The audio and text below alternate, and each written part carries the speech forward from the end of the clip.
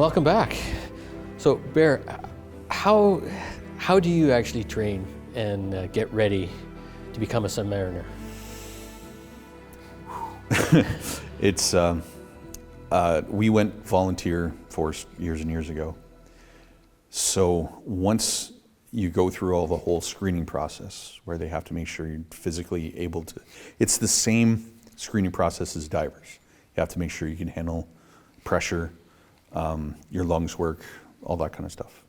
And then 6 weeks in the school, 6 weeks on a boat, going through, touching things. This is where this is, this is where this is. You pretty much have to memorize where all the big bits are on a boat, which if you're an engineering type, it's not that big a deal. It's what you do. If you're a cook, it's a little bit harder.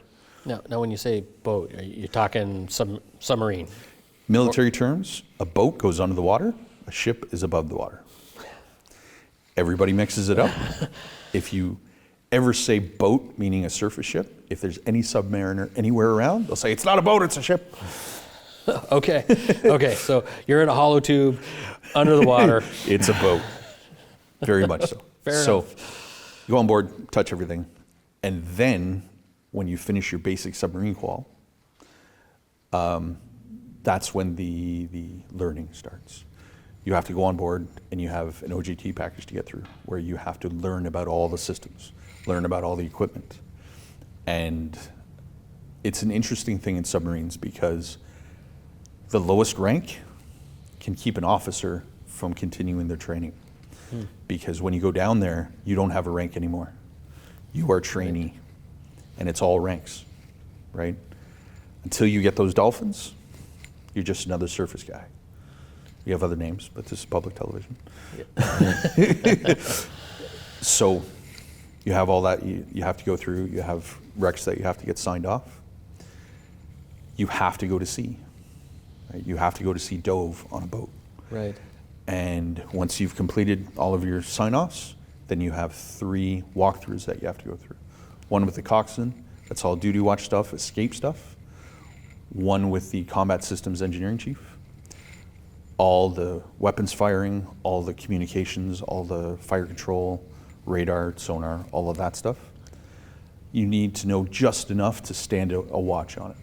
Right. Right? And then you have the marine systems one, which is the big one. All the propulsion, all of the electrical generation distribution, all of that stuff. That's a lot for even just the cook to go through. Well, the cooks don't need to know as in-depth, but you definitely need to know what that is, what that is, what that is. Right. There's over 800 air valves, right? And you have to pretty much know where they all are. Because in an emergency, somebody say, you go open this valve or go shut this valve. You need to know roughly where it is and off you go. If there's an emergency, you can't just say, I'm the cook, I don't know where that is. Everybody's a submariner first, yeah. Right? So as an electrician, it's a bit more in depth with the engineering stuff. Basically, you go from one end of the boat to the other. What's that? What's that? What's that? Tell me about this. Da, da, da, da, da, Right. da. The way submariners train is they ask you a question. If you don't know, have a notepad, write it down.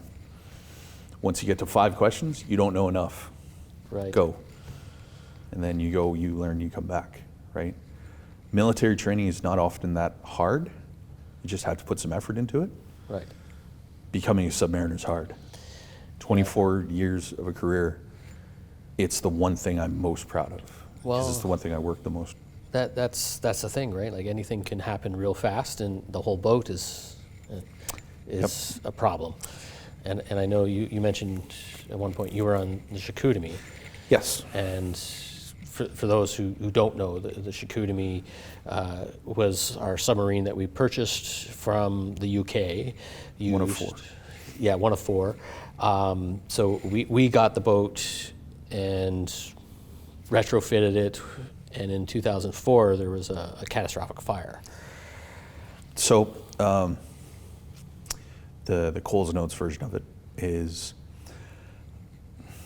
we had an ingress of water, right? Not a huge thing. Basically, we had a rogue wave hit us when the hatches of the conning tower were open. Right. Right? It's a natural thing, it happens, but it's a risky thing, right? Because you hit a wave, water comes into the people tank, water doesn't belong in the people tank. So the thing is, the Chicoutimi, when she was up older, she'd been sitting alongside for about 15 years. Insulation gets old, dries out.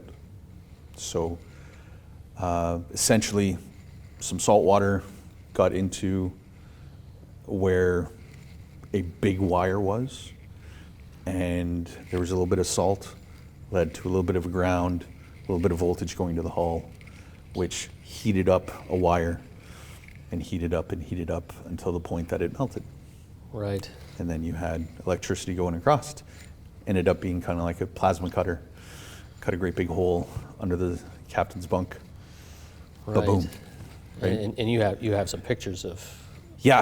aftermath of that. And So we took some pictures as evidence. We took some pictures of holy crap, right? Yeah. So I've got a few pictures of the aftermath. and it's astounding the amount of damage that happened, you know. Well, it was an electrical fire, Yeah. right? That turned into a regular fire, but there's a lot of different